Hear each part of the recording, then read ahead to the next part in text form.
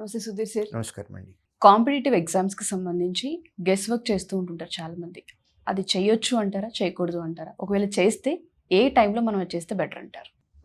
ఇప్పుడు తెలంగాణ స్టేట్లో రిలీజ్ అయినటువంటి కానిస్టేబుల్ అవ్వచ్చు, ఎస్ఐ అవ్వచ్చు, 2 phases exam, 3 phases actually. First preliminary qualify అయిన తర్వాత ఈవెంట్స్ కూడా క్వాలిఫై అయిన తర్వాత మెయిన్స్లో వచ్చిన మెరిట్ మార్క్స్ని బేస్ చేసుకొని district wise and category wise or zone wise and category wise మనకి వేకెన్సీస్ అలాట్ అవుతాయి. ప్రిలిమినరీ ఎగ్జామ్లో 1/5 నెగిటివ్ మార్కింగ్ ఉందండి, అంటే 0.2 నెగిటివ్ ఉంది. మెయిన్స్ ఎగ్జామ్లో నెగిటివ్ లేదు. నెగిటివ్ మార్కింగ్ ఉన్న ఏ ఎగ్జామ్లో అయినా సరే గెస్ వర్క్ అస్సలు చేయకూడదు. ఎందుకంటే there is something called normalization. ఈ నార్మలైజేషన్లో మీరు 100% స్ట్రైక్ రేట్ మెయింటైన్ చేస్తే మీ మార్కులు ఇంక్రీజ్ అవుతాయి. ఫర్ ఎగ్జాంపుల్ 200 క్వశ్చన్స్ ఉన్నాయి, మీరు 100 క్వశ్చన్స్ ఆన్సర్ చేశారు, 100కి 100 కరెక్ట్. నార్మలైజేషన్ అయిపోయిన తర్వాత ఈ 100 పెరగచ్చు. మీరు 100 క్వశ్చన్స్ చేశారు, అందులో 20 తప్పైనాయి, 80 కరెక్ట్. కరెక్ట్ అయిన 80కి 80 మార్క్స్ వస్తాయి, 20 తప్పైనాయి కాబట్టి 4 మార్క్స్ పోవాలి. 1/5 అంటే 80 - 4 76. అందరూ అనుకుంటాం 76 గ్యారంటీ నా మార్క్స్ అని. 76 కంటే తగ్గచ్చు. That is called normalisation. People who maintained 100% strike rate will get more marks. కాబట్టి నెగిటివ్ మార్కింగ్ ఉన్న చోట ఎక్కడ కూడా మనం రిస్క్ తీసుకోకూడదు. 2 పాయింట్లు. ఒకటి, రావాల్సిన 1 మార్కు రాకపోగా 0.2 నెగిటివ్ అవుతుంది, డైరెక్ట్ ఎఫెక్ట్. నంబర్ 2, నార్మలైజేషన్లో మార్కులు తగ్గే అవకాశం ఉంది. కాబట్టి ప్రిలిమినరీ ఎగ్జామ్లో ఎక్కడ కూడా గెస్ వర్క్ అనేది చేయనేకూడదు. దీన్ని దృష్టిలో పెట్టుకొని ప్రాక్టీస్ టైంలోనే క్వశ్చన్ చదివేటప్పుడు, అంటే మీ ప్రిపరేషన్ నిజంగా ఎంత బాగుంటుంది అనేది మీకు ఒక టెస్ట్ పెట్టి ఆ టెస్ట్లో వచ్చిన మార్కులు డిసైడ్ చేయక్కర్లేదండి. చాలామంది స్టూడెంట్స్, చాలామంది కాదండి, అందరు స్టూడెంట్స్ నా సబ్జెక్ట్ నాలెడ్జ్ని టెస్ట్ చేసుకోవడానికి నేను ఒక ఎగ్జామ్ రాస్తాను, ఆ ఎగ్జామ్లో వచ్చిన మార్కుల్ని బేస్ చేసుకుని నా ప్రిపరేషన్ లెవెల్ నేను వెరిఫై చేసుకుంటాను అని అనుకుంటారు అందరూ. స్టూడెంట్కి ఎన్ని మార్కులు రావాలి అనేది వాళ్ళ ప్రిపరేషన్ మీద కాదండి బేస్ అయ్యింది, ఎగ్జామినర్ మీద బేస్ అయ్యింది. మీకు 80% 90% మార్క్స్ రావాలి అంటే క్వశ్చన్ పేపర్ని ఆ రేంజ్లోనే ఇస్తాను నేను. పేపర్ చాలా సింపుల్గా సింగిల్ లైన్స్లో అందరూ చేసే విధంగా A+B² వాడితే ఆన్సర్ వచ్చేలాగా, నంబర్ సిరీస్లో కూడా ఈవెన్ నెంబర్లు లేదా ప్రైమ్ నెంబర్లు లాగా చాలా సింపుల్ క్వశ్చన్స్ ఇచ్చేస్తాం. 80% తెప్పించాలా 90% తెప్పించాలా అనేది ఎగ్జామినర్ చేతిలో ఉంది. స్టూడెంట్కి 50%కి మించి దాటకూడదు అని అనుకున్నాం. క్వశ్చన్ పేపర్ని స్క్రూ అలానే చేస్తాం. ఎవ్వరికి కూడా ఇచ్చిన టైంలో 50% కంటే క్వశ్చన్స్ చేసే అవకాశం లేకుండా ఇవ్వచ్చు. సో ఒక క్వశ్చన్ పేపర్ మీ ప్రిపరేషన్ని డిసైడ్ చెయ్యదు.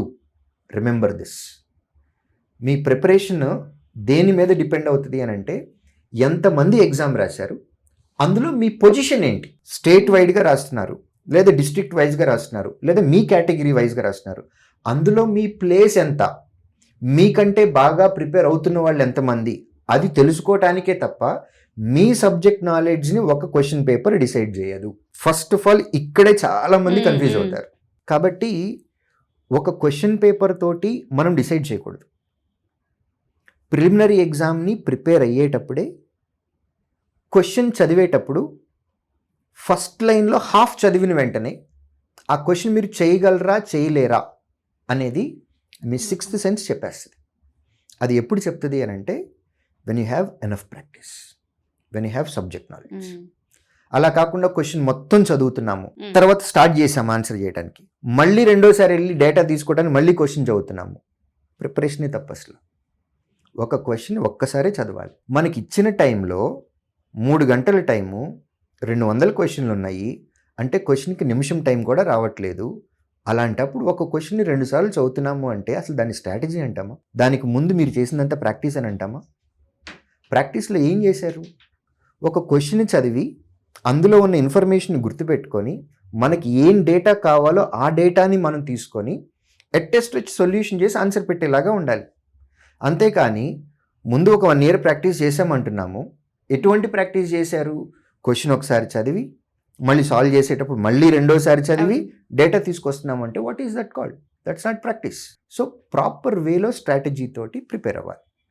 ఆ ప్రిపరేషన్ ఏ రేంజ్లో ఉండాలి అని అంటే, సగం క్వశ్చన్ చదవగానే లేదా ఫస్ట్ లైన్ చదవగానే లేదా ఫస్ట్ లైన్లో హాఫ్ చదవగానే ఆన్సర్ పెట్టేయాలి. ఆన్సర్ పెట్టచ్చా, చేసే విధంగా ఉందా లేదా, లేదా దాన్ని వదిలేసి పక్కకి వెళ్ళాలా, అంత క్యాలిక్యులేషన్ ఇది రావాలి. డిసైడ్ అయిపోవాలి. Okay. 3 గంటల్లో 200 క్వశ్చన్లు చదవటం కూడా ఒక ఆర్ట్ అండి.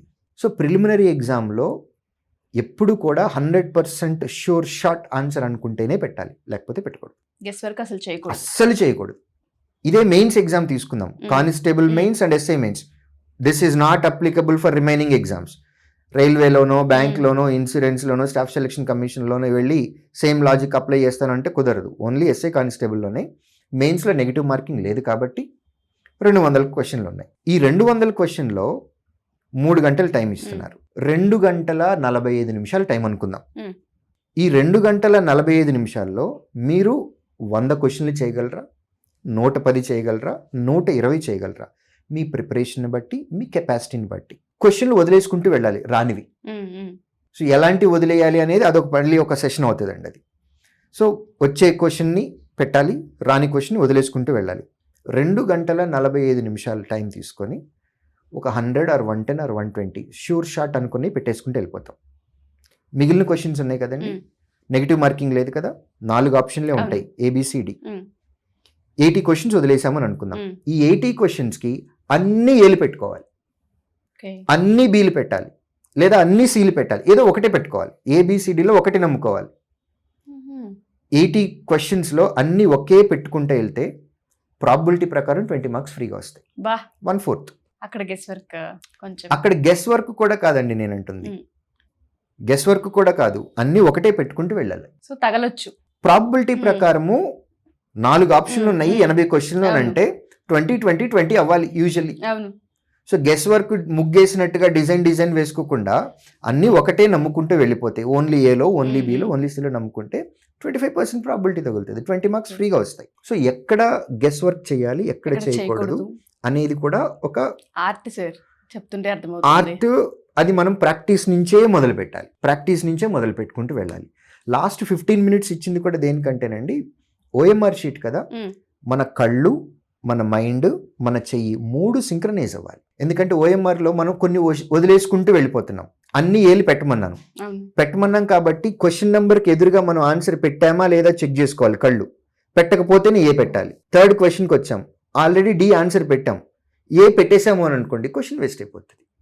సో కొంత దానికి కూడా చాలా ప్రాక్టీస్ కావాలండి.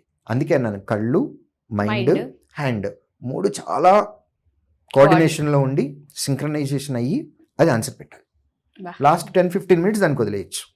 గెస్ వర్క్ అనేది ఏ విధంగా ఉంటుంది, అసలు దానికి కూడా ఒక స్ట్రాటజీ ఉంటుంది. ఇవాళ మీరు చెప్తుంటే అర్థమవుతుంది. కాంపిటేటివ్ ఎగ్జామ్స్కి ప్రిపేర్ అయ్యే ప్రతి స్టూడెంట్ కూడా ఒక 3 గంటల టైంని మళ్ళీ మల్టిపుల్గా క్వశ్చన్ చదివే దాని మీద ఇన్వెస్ట్ చేస్తున్నామంటే అసలు అది ప్రిపరేషనే కాదు అన్నారు. ప్రతి స్టూడెంట్ వాళ్ళ అనాలిసిస్ చేసుకోవాలి. And especially SI and constable త్వరలో ఉండబోతుంది కాబట్టి ఆ ఎగ్జామ్స్కి ప్రిపేర్ అయ్యే ప్రతి స్టూడెంట్కి ఈ ఎపిసోడ్ అవసరం sir. Thank you sir, thank you so much. Thank you.